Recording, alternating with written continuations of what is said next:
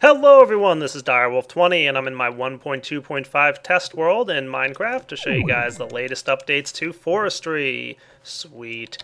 Forestry has just been released for the latest version of Minecraft, and it comes with it some neat changes and a couple cool things that I wanted to show you, so stay tuned for all the good new awesomeness that is Forestry. One of the first things to show you guys is that when you have a queen in an apiary, you have these neat little bumblebee effects flying out of the apiary that indicates that the thing is active. If you take your queen out of there, you can see the effects stop, indicating that it is no longer active.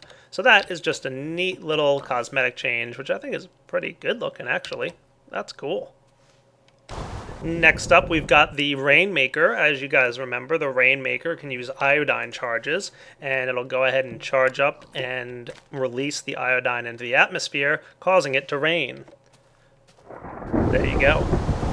And one of the new items is called a dissipation charge. Guess what that does?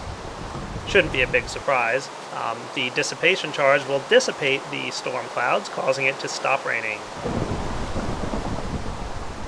Cool.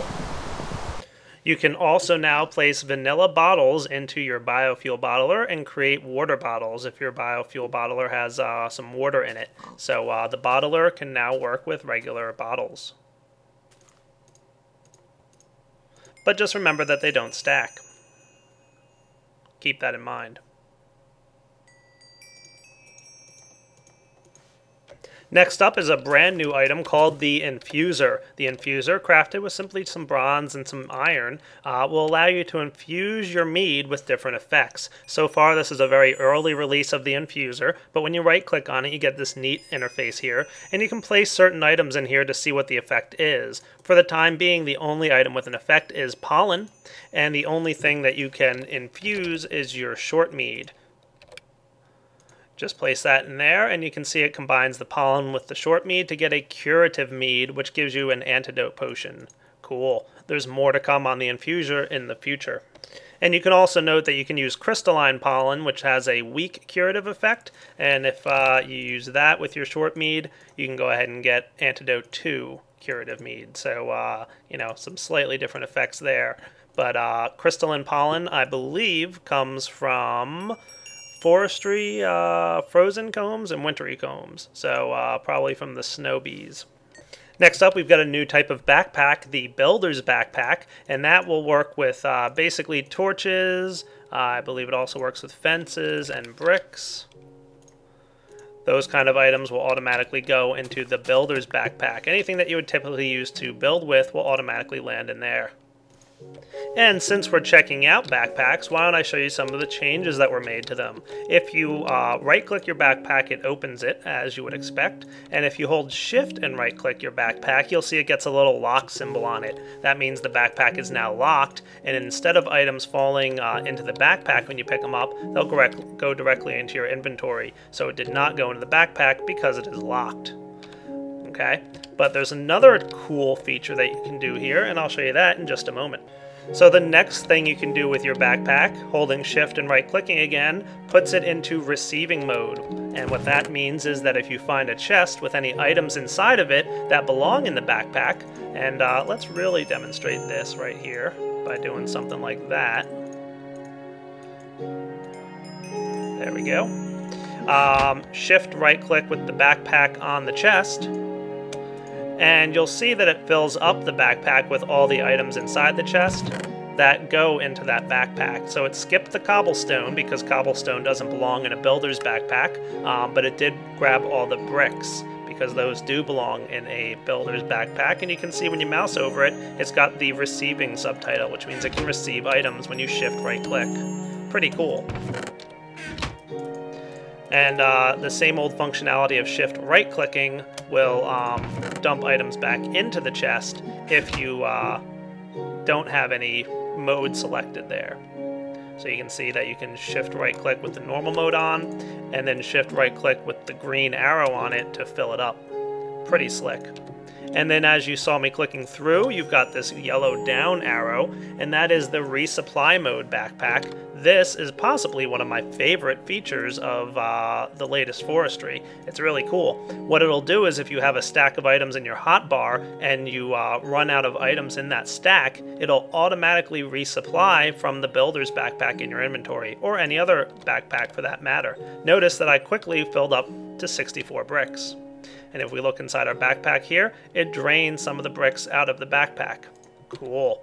And as I build with the bricks here, you can see that it's quickly keeping my inventory full of bricks, keeping a full stack in there, and all those bricks are coming out of the builder's backpack. That is a pretty cool feature, and I'm pretty sure it doesn't have to be on your hotbar in order for it to work. Correct? Yep, so just go ahead and use bricks to your heart's consent, and it'll continuously refill. How cool is that?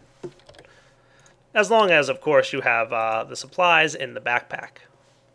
And then if you want to refill your backpack, just make sure it's got the green arrow on it, shift-click on a chest, and you've filled it back up with bricks. Assuming there were bricks in the chest.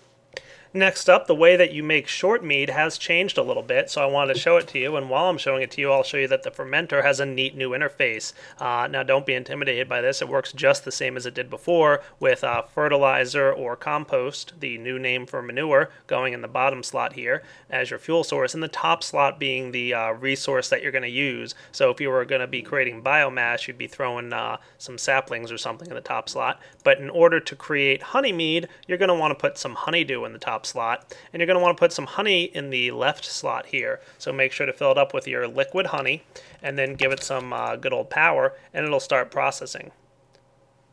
Hey, there we go. Cool, I guess. Something's happening. Yeah, something, I think. Sorta. There we go. Yeah. Hey, that's kind of neat. I like that interface. Nice job, Sengir. And your fermenter will go ahead and produce honey mead for you by combining the liquid honey with the honeydew. And of course, you can get yourself some empty capsules here. There we go, some empty wax capsules. And just throw them in the slot that you normally would have. And once you have enough honey mead to fill one capsule, you should be in good shape. I think you can put honey mead in capsules, can't you? I might be wrong about that. Maybe not. I think you might need an empty glass bottle. Let's see if that's correct. Yep, that's correct. The short mead goes into the bottle there. Cool. Looking good. And while I'm showing you the new interface of the fermenter, I might as well show you the new interface for the still. Works pretty similarly, of course, as it did before. Just grab yourself some biomass, throw it in one side, and go ahead and give it some power. And it'll start producing. Looking cool. Sweet, sweet biofuel. And the last thing I want to show you guys involves some bees. So why don't I go find myself a couple, and I'll be right back. Alright, so you guys saw me collecting those bees that existed in the desert biome, and I've got myself a habitat locator crafted with some bronze and some redstone. And what this guy does is, first off, you're going to need to supply it with some honey drops, just like you have to do with a lot of the neat little handheld devices in Forestry. Just place them in the top slot there, and you'll need to place your bee inside the habitat locator. And what it'll do is it'll tell you, by lighting up the little things here, which biomes the bee can survive in. So it obviously can't survive in jungle and forest or mushroom or snow biomes, but it does fine in desert and in the hell biome. So now that we know that, our habitat locator will stop spinning around randomly, but will instead point to the nearest biome that this bee can live in. So you can see as soon as I start flying towards this desert biome here, it's like, oh yeah, you're good. You're in the right spot. Good deal. And that's what the habitat locator will do for you, is it'll, number one, tell you which biomes with that nice little interface your bees can live in, and it can also point the way towards the nearest biome for you. And that about wraps up all the changes in Forestry, the latest update for 1.2.5 of Minecraft. Hope you guys enjoyed checking it out. Definitely go download it, and looking forward to being able to use this guy real soon. Take it easy, everybody.